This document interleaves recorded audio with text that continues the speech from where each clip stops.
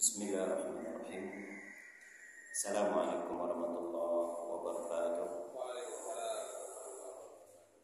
Alhamdulillahirabbil alamin. Wassalatu wassalamu ala asyrafil anbiya'i wal mursalin wa ala alihi wa sahbihi rasulillahi ajma'in. Rabbi shrah li sadri wa yassir li amri wahlul 'uqdatam min lisani yafqahu qawli.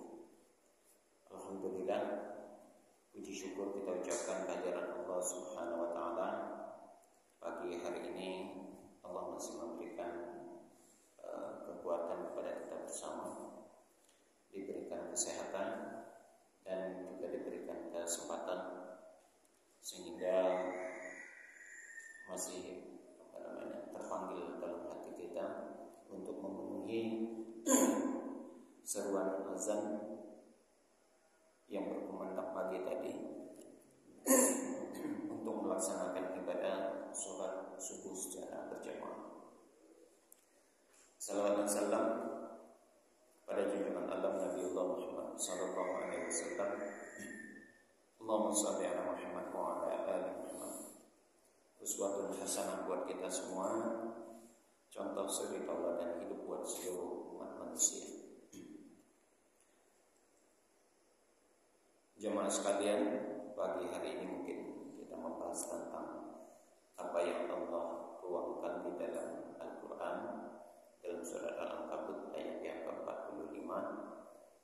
Dalam ayat itu Allah mengatakan, Bismillahirrahmanirrahim, Utslu ma uhiya ilaika minal kitab wa aqimus shalah inna sholata tanha 'anil fahsya'i wal munkar wa la zikrullahi akbar. Wallahu ya'lamu ma tasna'un. Alhamdulillah, ayat itu memberikan suatu peringatan buat kita semua. Allah mengingatkan pertama dalam kata-kata utslu ma uhiya ilaika minal kitab. Bacalah olehmu apa yang terdapat di dalam Alkitab ataupun Al-Quran maksudnya. Wa aqimus shalah, dan setelah itu dirikanlah sholat. Inna sholata tanha 'anil fahsya'i wal munkar. Karena sesungguhnya sholat itu akan mencegah diri kamu atau menahan diri kita dari perbuatan fahsya wal munkar, perbuatan keji dan perbuatan munkar. Wala zikrullahi akbar, dan mengingat Allah melalui ibadah sholat itu adalah merupakan suatu perkara yang sangat besar dibanding perkara ibadah-ibadah lainnya. Wallahu ya'lamu ma tasna'un, dan Allah mengetahui apa-apa yang kamu kerjakan ataupun apa yang kamu perbuat.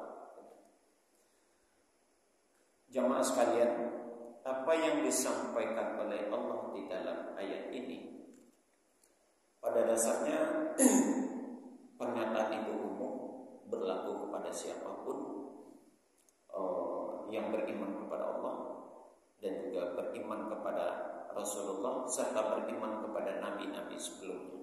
Begitu. Ya, tentunya dalam hal ini adalah orang-orang yang beragama Islam, karena memang Al-Quran pada dasarnya ditujukan kepada orang yang beriman kepada Allah, yang beragama Islam tentunya. Jamaah sekalian, di dalam ayat lain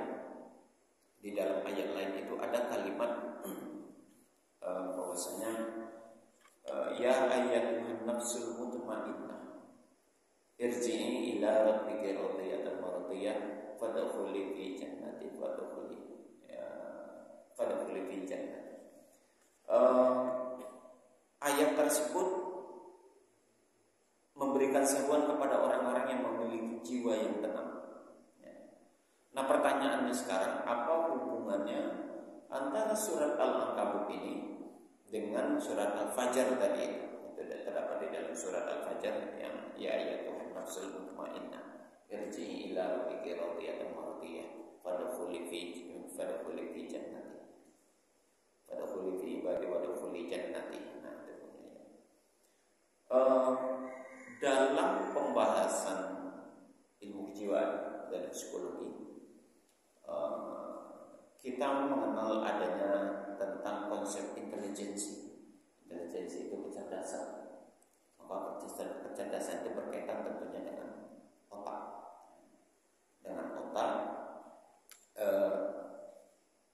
Intelijensi itu kalau dalam pembagian ilmu orang-orang ahli psikologi, dia membagi di salah satu di antara pembagian intelijensi itu ada yang disebut dengan IQ, ada yang disebut dengan EQ, dan juga ada yang disebut dengan SQ. IQ itu intelektual atau istilahnya kecerdasan yang berkaitan dengan intelektual kuantum, itu berkaitan dengan gaya berpikir. Kalau dalam pembagian otak itu ada namanya otak frontalis. Otak frontalis ini otak yang di depan ya, otak kita berpikir, baik otak kanan maupun otak kiri. Nah, itu otak frontalis. Itu ranahnya IQ itu di sana. Nanti kita kaitkan dengan kegiatan ibadah sholat. Kemudian ada yang namanya EQ, emotional quantum, kecerdasan di dalam mengendalikan emosi atau emosional. Itu disebut dengan emotional quantum. Kecerdasan di dalam berpikir, kemudian didorong dengan kecerdasan dalam mengendalikan emosi. Emosi itu tidak saja marah-marah. Kita mengatakan emosi itu biasanya konotasinya adalah marah, caci maki, sumpah serapah, memaki-maki, banting-banting. Nah, itu emosi. Identiknya di sana. Kita tidak pernah mengatakan orang yang tertawa terbahak-bahak, terpingkal-pingkal, itu kita anggap juga emosi. Itu enggak kita anggap emosi begitu. Padahal kata-kata emosional atau emosi itu ada sifatnya yang positif, ada sifatnya negatif. Yang sifatnya positif dia itu tadi bahagia, senang, gembira. Nah, itu emosi juga, tapi sifatnya positif. Ada emosi negatif. Emosi negatif itu marah, kesal, caci maki, sumpah serapah, membanting-banting. Nah, itu emosi tapi sifatnya negatif. Nah, berkaitan dengan emotional quantum, pengendalian diri dari emosi, maksudnya adalah emosi positif dan emosi negatif. Jadi ketika senangnya tidak berlebihan, begitu. Dan ketika sedih, ketika marah, ketika emosi negatif datang, emosi negatif itu juga tidak berlebihan. Nah, itu yang dimaksud dalam emotional quantum, mengendalikan diri pada saat emosi datang, baik emosi positif maupun emosi negatif. Jadi ketika senang, ketika bahagia, tidak euforia berlebihan, tidak berlebih-lebihan ketika mengekspresikan kebahagiaan, dan ketika emosi negatif datang juga tidak terlalu larut berlebihan. Nah, ini yang diinginkan dalam EQ. Kemudian yang ketiga ada yang sifatnya SQ, spiritual quantum. Nah, ini kecerdasan kita di dalam taat kepada Allah dalam menjalankan syariat. Kalau SQ itu spiritual quantum. Jadi dalam menjalankan agama, dalam melihat nilai-nilai dan menetapkan melaksanakan syariat agama. Nah, itu bagaimana kita bisa mampu memaksimalkan diri dalam menjalankan ketentuan-ketentuan agama. Yang dalam bahasa agama itulah yang kata-kata takwa. Dengan menumbuhkan ketakwaan, maka secara otomatis kita telah menumbuhkan SQ dalam diri, spiritual quantumnya itu bagian dari SQ. Takwa tentunya dalam arti melaksanakan secara maksimal kemampuan diri kita ini untuk melaksanakan syariat Allah, syariat agama. Kemudian takwa dalam arti berusaha menghindari, menjauhkan segala sesuatu yang dilarang oleh Allah. Nah, itu dalam ruang lingkup SQ. Ya. Lalu apa kaitannya dengan keadaan sholat, dengan perintah sholat? Jamaah sekalian, dalam surah Al-Ankabut tadi ada kalimatnya begini. Aqimis sholat, inna sholata tanha 'anil fahsya'i wal munkar. Dirikan sholat, karena sholat itu mencegah perbuatan diri kita dari perbuatan keji dan munkar. Di sini letak konotasi atau korelasi ataupun sambungan antara hubungan antara ibadah yang kita lakukan, terutama sholat yang sudah kita upayakan ini setiap hari. Allah meminta untuk sholatnya itu yang wajib 5 waktu sehari semalam. 5 waktu yang Allah tuntut, yang Allah minta, yang Allah mau kita sedikit meluangkan waktu untuk itu. Gak banyak, kita hidup 24 jam. Dari 24 jam yang Allah minta 5 waktu, andai satu waktu itu saja kita ambil maksimal 10 menit. 10 menit kali 5 ada 50 menit. Nah, dari 24 jam Allah minta kurang lebih 50 menit saja, gak sampai 1 jam. Gak sampai 1 jam. 50 menit saja. Masih ada kurang lebih sisanya itu 23 jam 10 menit. Untuk kita mau cari rezeki, mau apa namanya ya, mau mencari apa yang kita mau itu Allah sediakan 23 jam 10 menit. Di luar sholat yang 50 menit itu tadi. Nah, artinya apa? Kesempatan hidup kita itu begitu luas. Setiap kita kan dapat 24 jam. Gak ada Allah lebihkan dari di antara kita kan gak ada yang 25 jam hidupnya. Gak ada ya. Gak ada kita hidup 25 jam. Atau dikurangi 23 jam atau 22 jam, gak ada. Setiap kita dapat hak yang sama. Setiap kita mendapat kesempatan yang sama. Setiap kita diberi waktu yang sama. 24 jam, tidak ada yang dilebihkan dan tidak ada yang disisakan, dikurangi. Itu keadilan Allah dari sisi waktu. Cuma dari sisi waktu itu Allah ada memperingatkan, wal 'asr innal insana lafi khusr illa alladziina aamanu wa 'amilus shalihaati wa tawassaw bil haqq wa tawassaw bis sabr. 24 jam itu kata Allah bisa saja kita termasuk orang yang merugi di dalamnya. Demi waktu, demi masa, sungguh manusia itu merugi kata Allah. Tapi ada yang tidak merugi. Yang tidak merugi adalah illa alladziina aamanu wa 'amilus shalihaati wa tawassaw bil haqq wa tawassaw bis sabr. Orang yang beriman lalu beramal soleh. Nah, ini kaitannya dengan SQ tadi, beriman dan beramal soleh. Spiritual quantumnya masuk di situ. Bagaimana nilai-nilai agama kita berupaya untuk dilahirkan, kita tanamkan lalu kita coba aplikasikan. Dan beriman lalu beramal. Orang beriman tanpa beramal itu imannya sia-sia. Gak ada gunanya kita beriman kalau tidak beramal. Orang beramal tapi tidak beriman juga demikian sebaliknya. Cuma gak ada gunanya juga. Makanya kenapa Allah amanu wa amilu, beriman lalu beramal itu dipakai waw antof. Artinya iman dan amal itu kan ketergantungannya sangat kuat. Gak sah orang kita beriman tapi gak beribadah, itu gak diterima iman kita. Kita mengaku diri beriman kepada Allah, mengaku Tuhan kita Allah, mengaku Rasul kita adalah Muhammad, mengaku kitab suci kita adalah Al-Quran. Tapi mentok sebatas itu, gak ada amal terhadap yang kita lakukan, nol bisa. Nah, maka kalau ada dikatakan dalam ayat lain, zalika kitabul la raiba fihi hudal lil muttaqin. Al-Quran ini petunjuk buat orang-orang yang bertakwa. Dia mengaku beriman kepada Allah lalu tidak menjalankan syariat, itu bohong pengakuannya. Bohong pengakuannya, artinya Allah nggak ada iman. Nah, kembali kepada konsep spiritual content tadi, bagaimana Allah melalui ayat itu memberikan pagaran yang kuat, bahwasanya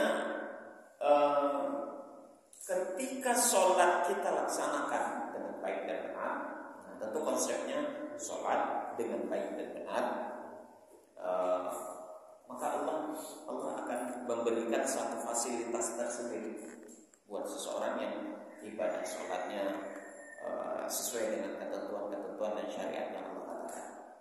Kalau seandainya keluar dari konten itu, di dalam ayat lain ini pernah kita pernah singgung tentang orang munafik dalam ibadah. Innal munafiqina yukhadi'una Allah wa huwa khadi'uhum wa idza qamu ila sholati qamu kusala yura'una an-nas wa la yadhkuruna Allah illa qalila itu kalau dia menipu Allah, ibadahnya berpura-pura. Wa idza qamu ila sholati qamu salat, berdiri untuk sholat tapi penuh dengan kemalasan. Yuraunan nas, ibadahnya itu pamer. Wa idza qamu ila sholati qamu yuraunan nas wa la yadhkuruna Allah illa qalil. Yang mengingat kepada Allah itu dia cari yang sedikit-sedikit saja, yang mudah-mudah saja, yang simpel-simpel saja gitu. Jadi kalau sholat secepat mungkin. Ya kalau bisa habis Al-Fatihah itu Alif Lam Mim gitu, langsung rukuk saja. Jadi kalau begitu mendengar ayat panjang-panjang kayaknya alergi gitu. Apalagi kalau biasanya kan ayat-ayat yang pendek-pendek benar, nah itu tuh menjadi favorit gitu. Sementara kalau urusan dunia kita punya yang banyak. Nah itu yang dimaksud oleh Allah. Nah berkaitan dengan ibadah sholat itu, Allah tidak menggunakan perintah lain daripada selain api di sholat. Ini juga pernah kita sebut bahwasanya ada di dalam kata-kata komu itu rukun kolbiah yang Allah sembunyikan, yang Allah tuntut. Tidak cuma sekedar bacaan, tidak cuma sekedar gerakan, tidak hanya sekedar rukun fi'liyah, tidak cuma sekedar rukun qauliyah, tapi ada yang lebih jauh dari itu adalah rukun qalbiyah. Rukun qalbiyah itu ada dua dalam sholat. Pertama niat yang benar, niat yang khusyuk hanya karena Allah. Yang kedua khusyuk itu sendiri. Niat. Nah, ini kita tidak membahas tentang khilafiyah tentang niat. Ada yang melafazkan, dia mogok. Ada yang tidak melafazkan, dia silakan. Yang penting niat itu tertanam di sini. Mau dilafazkan atau tidak dilafazkan, niat itu yang penting di sini tertanam. Kita tanam di sini, lalu kita lafazkan, ya silakan mogok. Mau tidak kita lafazkan, asal di sini tertanam, itu juga boleh mogok. Yang nggak boleh itu di sini nih yang nggak ada. Karena arti kata-kata niat yang berasal dari kata-kata nawa, nawa itu ya, nawa itu artinya sesuatu yang disengajakan, yang sudah tertanam di dalam hati kita, lalu kita aplikasikan dalam bentuk perbuatan, dalam bentuk amal ibadah yang kita lakukan. Nah itu ada perbuatan kesengajaannya itu. Nah itu sudah berniat. Itu yang pertama. Yang kedua, rukun qalbiyahnya di sini adalah khusyuk. Khusyuk itu adalah konsentrasi dan sungguh-sungguh. Itulah khusyuk. Sekali lagi, khusyuk itu konsentrasi dan sungguh-sungguh. Konsentrasi itu letaknya di sini, di otak. Sungguh-sungguh itu letaknya di sini. Maka kalau begitu kata-kata aqim sholat itu, Allah ingin menggabungkan dua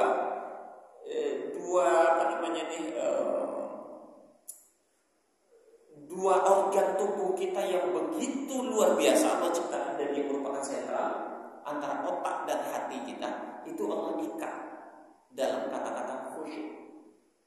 Jadi otaknya dibenerin, lalu hatinya juga dibenerin. Itu bahasanya begitu dalam pelaksanaan ibadah sholat. Kalau itu terbentuk dan terbina, nah ini yang menggiring atau yang membawa sholat kita insya Allah akan lebih baik. Jadi konsentrasi dan sungguh-sungguh, konsentrasi itu adalah letaknya di dalam akal kita, otak kita, hati kita. Kesungguhan itu adalah letaknya di dalam hati kita sendiri. Bagaimana otak kita ketika melaksanakan ibadah sholat dan hati kita dalam melaksanakan ibadah sholat penuh dengan keikhlasan dan mengharap ridho daripada Allah Subhanahu wa taala. Disitulah letaknya kekhusyuan kita di dalam menjalankan ibadah sholat. Bukan hanya sekedar takbir angkat tangan, kemudian Al-Fatihah, melipat tangan atau bersedekah. Tidak hanya sekedar rukuk, tidak hanya sekedar sujud.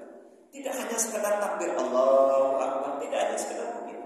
Tapi Allah mengukur jauh lebih dalam lagi. Bagaimana ketika kita melaksanakan sholat dari takbiratul ihram sampai kepada salam, mengkonsentrasikan, memusatkan pemikiran dan hati kita tujukan kepada keseriusan kita kepada Allah. Karena Allah tidak meminta banyak. Allah tidak meminta banyak terhadap ibadah, hanya kesungguhan kita saja. Maka terhadap yang orang melaksanakan sholat, kalau di dalam Al-Quran itu orang sholat itu bisa berada di dua posisi. Pertama, orang yang celah celaka karena sholatnya. Yang kedua, orang yang beruntung karena sholatnya. Itu di dalam Al-Quran dikatakan fawailul lil musallin. Itu ayatnya. Celakalah orang-orang yang sholat. Lalu siapa yang beruntung? Qad aflahal mu'minun. Kita lanjutkan nanti. Orang yang sholatnya membawa kepada kecelakaan itu yang seperti apa? Ini kita kan sholat yang setiap hari. Nah, kita apa namanya? Sekarang kita evaluasi. Jangan-jangan sholat kita membawa yang kemarin, bukan yang kemarin. Sholat itu bisa membawa orang kepada kecelakaan. Fawailul lil musallin, celakalah bagi orang-orang yang sholat. Alladzina hum an sholatihim sahun. Orang yang lalai ketika dia menjalankan sholatnya, itu orang yang celaka. Lalai itu yaitu tadi tidak menumbuhkan konsentrasi dan kesungguhan di dalam sholatnya. Tidak menumbuhkan itu. Sholat tapi penuh keterpaksaan, mungkin penuh dengan ketidakikhlasan. Ibadah tapi penuh dengan pamer, riak, sombong, ta'assub dan ujub dan lain sebagainya. Nah yang begini nih, sholatnya hanya sekedar melepas wajah, yang penting saya sudah sholat, sisanya masa bodoh dengan yang lain, masa yang lain. Itu yang Allah katakan fawailul lil musallin. Sholat tidak bisa membawa kepada kecelakaan. Jadi tidak menjamin sholat kita membawa kepada jalan yang harus kita berhati-hati. Itu dituangkan di dalam Al-Quran. Ayat itu insya Allah kita hafal ya. Ayat tadi yukat ibu binti pada ayat kadatin. Ya, itu ayatnya Allah surat Al-Maun. Ayat tadi yukat ibu binti pada likalati yul yatim wal yataamil miskin. Fawailul lil musallin. Nah, begitu tuh ayat. Celaka orang yang sholat, ternyata sholat kita ini belum tentu menjamin kita membawa diri kita kepada jalan yang benar. Hati-hati kita dalam melaksanakan sholat. Kemudian siapa yang beruntung, siapa yang benar sholatnya itu bisa membawa keselamatan. Tuh kata Allah, qad aflahal mu'minun dalam surat Al-Mu'minun. Di awal ayat itu dikatakan qad aflahal mu'minun. Sungguh beruntunglah orang-orang yang beriman. Siapa mereka? Salah satu dari 11 kategori itu dibaca dari ayat yang 1 sampai ayat yang 12 itu kategori orang-orang yang beruntung di mata Allah. Salah satunya dikatakan oleh Allah, alladzina hum fi sholatihim khashi'un. Yang beruntung itu orang yang khusyuk di dalam sholatnya. Jadi ada dua posisi kita ya, dari sholat yang kita lakukan itu, sholat kita membawa kepada kecelakaan atau membawa kita kepada keberuntungan. Ini yang perlu kita, setiap kita melaksanakan sholat, ini yang perlu kita camkan baik-baik. Sholat kita mau kita giring kemana ini? Nah, itu bahasanya itu begitu. Mau kita membawa diri kita kepada kebinasaan atau kepada keselamatan dan keberuntungan, tergantung kepada kita. Makanya kata Allah, wa ma umiru illa liya'budullaha mukhlishina.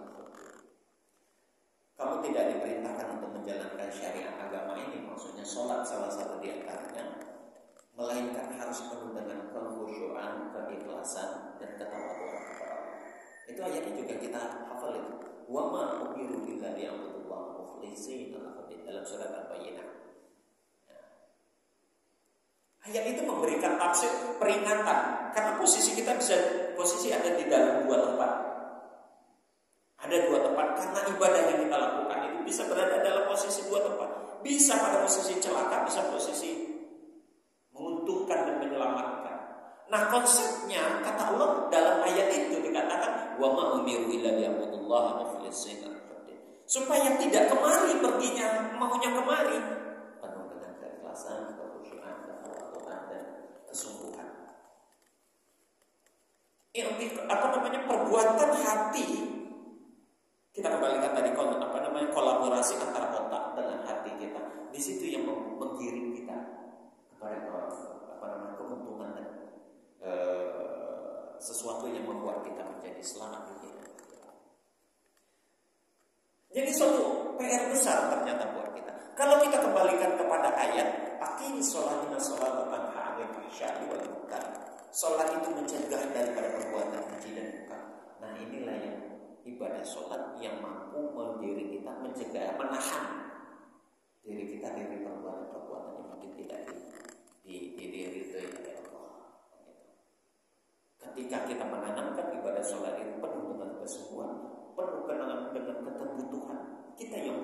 sholat itu bukan Allah.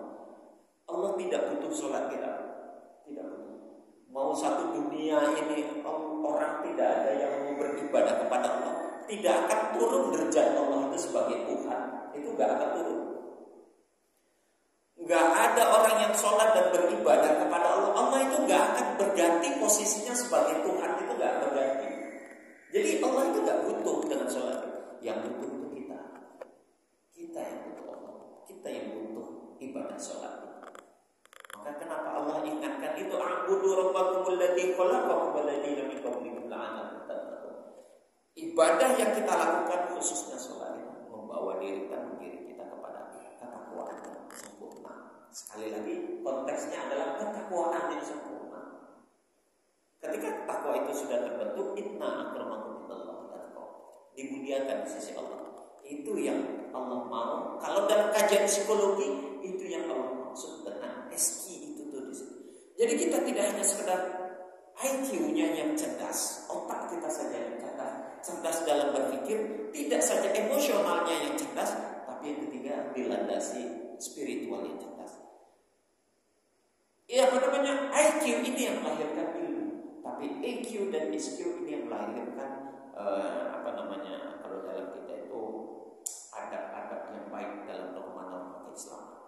Ilmu tidak didasari oleh adab. Orang berilmu tapi tidak beradab, maka akan biadabnya.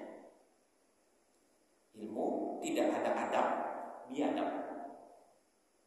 Ilmunya tinggi tapi tidak ada norma-norma, nilai-nilai keimanan dan akidah, nilai-nilai akhlak yang baik tidak tertumbuh, maka sungguh ilmunya akan dipakai untuk menindas orang. Itu maksudnya. Jadi ilmu tanpa adab akan biadab orang itu. Adab masih mending orang beradab meski dia kurang ilmunya. Adab itu nilai norma-norma, tata sila akhlak, sopan santun dalam bahasa kita sehari-hari. Masih mending orang yang beradab meski dia kurang ilmu, ketimbang orang berilmu tapi tidak beradab. Itu sangat berbahaya. Maka dalam konteks tatanan Islam, adab jauh lebih tinggi dari ketimbang ilmu. Karena dia terbentuk dari yang sifatnya SQ dan EQ tadi, emotional quantum dan juga spiritual quantum. Itulah yang melahirkan adab. Sedangkan IQ hanya melahirkan kepandaian, kecerdasan secara intelektual, secara otak frontalis saja. Maka kalau hanya ini saja yang kita asah, sementara EQ dan SQ kita abaikan, sungguh kita cerdas nanti. Memang cerdas Pak, memang kita pintar, memang kita jenius, apalagi bahasa yang keren itu ya. Kita pintar memang luar biasa, tapi kalau tidak ada adab yang tertanam di dalam hati kita, tidak ada EQ, tidak ada SQ yang tertanam di dalam hati kita, sungguh keilmuan kita, yang kecerdasan kita, kepandaian kita akan kita salah gunakan. Tidak ada yang memfilter, yang menyaring kepandaian kita itu, tidak akan ada. Adab inilah nanti yang memfilter, yang menyaring akan ilmu yang kita punya. Banyak orang-orang sekarang kita bisa lihat ya, para pembesar gitu ya, bukannya tidak berilmu, ilmunya tinggi, tapi mungkin adabnya yang kurang, sehingga tidak ada yang korupsi, yang begitu ilmunya tinggi. Kita lihat negara-negara yang maju, yang Amerika, ilmunya tinggi, tapi adabnya tidak ada. Berapa banyak yang menguasai dunia dan menindas? Berapa banyak orang-orang yang hanya memodalkan intelektual saja, tidak didasari oleh ilmu dengan adab-adab yang baik, maka pada akhirnya ilmunya akan menindas orang lain. Nah, itu yang saya maksud, ilmu yang tidak didasari oleh adab yang benar, ilmu tanpa adab maka akan biadab. Itu yang tidak diingini oleh Allah. Dalam Al-Quran, kenapa ayat ini mengatakan ini sholat, inna sholata tanha 'anil fahsya'i wal munkar? Dirikan sholat karena sholat itu mencegah dari perbuatan keji dan munkar. Melalui sholat kita ditata otak, ditata hati, sehingga otak dan hati kita itu yang melahirkan adab yang baik. Tumbuhnya emosional, spiritual dari otak dan dari hati kita yang bersih. Maka itu yang akan melandasi ilmu-ilmu yang kita miliki. Sehingga kita dalam menuntut ilmu, dalam berilmu, dapat diarahkan tentunya kepada hal-hal yang benar. kata-kata yang Allah katakan di dalam Al-Quran, wala zikrullahi akbar, lanjutan ayat itu adalah wala zikrullahi akbar. Dan ingat, mengingat Allah dalam ibadah sholat itu jauh lebih besar, jauh lebih baik, jauh lebih tinggi, jauh lebih agung daripada ibadah-ibadah lainnya. Ada 3 kategori yang digabungkan. Utlu ma'uhiya ilaika minal kitab, kemudian aqimi sholat, kemudian yang satu lagi wala zikrullahi akbar. Di dalam satu ayat, surat Al-Ankabut ayat 45 ini, awalnya utlu, baca Al-Quran itu, konsepnya ada di sini. Setelah itu aqimi sholat, dirikan sholat. Setelah itu dikatakan wala zikrullahi akbar, karena mengingat Allah, berzikir maksudnya beribadah di dalam sholat itu jauh lebih utama, lebih diutamakan ketimbang ibadah-ibadah lain. Bukan berarti ibadah lainnya tidak memiliki nilai, bukan begitu. Tapi dikatakan mengingat Allah dalam sholat itu jauh lebih baik ketimbang ibadah lain. Maka dikatakan dalam Rasulullah itu dalam hadisnya as-sholatu imaduddin. Sholat itu tiang agama. Pokoknya ada di sholat itu. Kategori pemeriksaan kita di kampung akhirat tentang ibadah kita dimulai di start dari sholat. Kalau sholatnya baik, insya Allah amal ibadah yang lain baik. Kalau di sholatnya saja sudah bermasalah, di belakang-belakangnya akan banyak masalah. Itu bahasanya seperti itu. Maka kenapa diprioritaskan jadinya sholat ini? Aqimi sholat, inna sholata tanha 'anil fahsya'i wal munkar wa la zikrullahi akbar. Satu ayat mengandung Allah menyembunyikan, menitipkan pesan yang menjadi pokok dari pelaksanaan ibadah ritual agama kita. Pertama baca Quran, yang kedua tentang pelaksanaan sholat, yang ketiga di situ ada zikir kepada Allah yang membuat diri kita itu semakin dekat kepadanya. Dan di akhir ayat itu dikatakan Allahu ya'lamu ma tasna'un, Allah mengetahui apa yang kamu lakukan. Karena memang Allah itu di dalam ayat lain dikatakan ya'lamu sirrakum wa jahrakum. Allah tahu apa yang kita sirkan, yang kita sembunyikan di dalam hati. Wajah rokum, apa yang kita lahirkan. Artinya, mafhum mukhalafahnya, tidak ada sesuatu pun yang tersembunyi di mata Allah. Tidak ada yang tersembunyi di hadapan Allah. Dan tidak ada sesuatu yang tersembunyi dari penglihatan, pendengaran, dan pengetahuan Allah. Apapun yang aktivitas yang kita lakukan, di dalam ayat itu dikatakan oleh Allah, yang lalu tasna'un. Dia mengetahui apapun. Ingat, ayat itu menggunakan kalimat tasna'un itu menunjukkan kepada yang sir dan yang jahat. Yang kita sembunyikan niat di dalam hati itu yang sembunyi, rencana-rencana, itu yang tersembunyi, itu yang sir. Kemudian lagi kalau yang jahat, aktivitas kita, perbuatan secara fisik ataupun ucapan, itu jahat. Jadi kedua-duanya, baik yang sir, yang la usirrakum wa jahrakum, yang kita tanamkan secara diam-diam atau yang kita aplikasikan, wallahu ya'lamu ma tasna'un, Allah mengetahui yang dalam itu. Jadi tidak ada tempat buat kita untuk menyembunyikan diri, tidak ada tempat buat kita untuk diam-diam, tidak ada tempat buat kita untuk sembunyi-sembunyi di hadapan Allah. Apapun yang kita niatkan, apapun yang kita katakan, apapun yang kita buat secara fisik, semuanya yang Allah sirrakum wa jahrakum. Begitu luar biasa ayat ini. Satu ayat. Sekali lagi, satu ayat Al-Ankabut ayat 45 begitu mengekang kehidupan kita. Mengekang dalam arti kehidupan kita itu dari sifatnya yang tersimpan di dalam hati dan di dalam otak kita sampai yang teraplikasikan di dalam kehidupan kita sehari-hari. Jadi gak ada yang dibatasi oleh Allah dalam hal itu. Di dalam ayat ini Allah memberikan peringatan itu. Pada dasarnya catatan besarnya supaya kita benar-benar berhati-hati di dalam membawa diri. Berhati-hati dalam beribadah. Karena ibadah kita belum bisa saja ibadah kita ini saya kita kembali. Bisa saja ibadah sholat kita lakukan membawa kita ke binasaan, kecelakaan, atau membawa kepada keselamatan. Pilihannya ada kepada kita. Pilihannya kepada kita. Jadi sama-sama kita mencoba untuk mengevaluasi, mengingat kembali sholat kita yang sudah Sudah berapa tahun kita sholat? Sudah berapa tahun kita sujud kepada Allah? Sudah berapa tahun kita mengaku beragama Islam? Dan dari pelaksanaan sholat yang kita lakukan, berapa persen kira-kira yang benar sholat kita? Dan berapa persen kira-kira yang tidak benar? Dan kalau kita mau spesifikkan lagi, dari sholat kita yang benar itu, berapa persen kira-kira yang sudah mampu kita andalkan ini loh, pegangan sholat saya nanti di sana yang akan menyelamatkan kita. Atau jangan-jangan dari sholat kita itu ibarat air mengalir saja, ngalir aja, gak ada yang singgah. Khawatirnya begitu. Sholat kita, tapi sholat kita gak membekas. Khawatirnya begitu, tidak membekas. Kalau melihat dari konteks, inna sholata tanha 'anil fahsya'i wal munkar, sholat itu mencegah dari perbuatan keji dan munkar. Mafhum mukhalafahnya, kalau ternyata kita rajin sholat tapi maksiat juga lancar, nah itu tuh tanda-tanda sholat kita itu mengalir saja, tak membekas. Itu khawatirnya begitu. Itu peringatan Allah dengan ayat itu, bahwasanya bagaimana dengan sholat itu mampu terbentengi, diri kita terbentengi dari ibadah yang kita lakukan sendiri. Tidak lagi kita dilarang oleh orang lain. Tidak lagi kita diaru-aruin.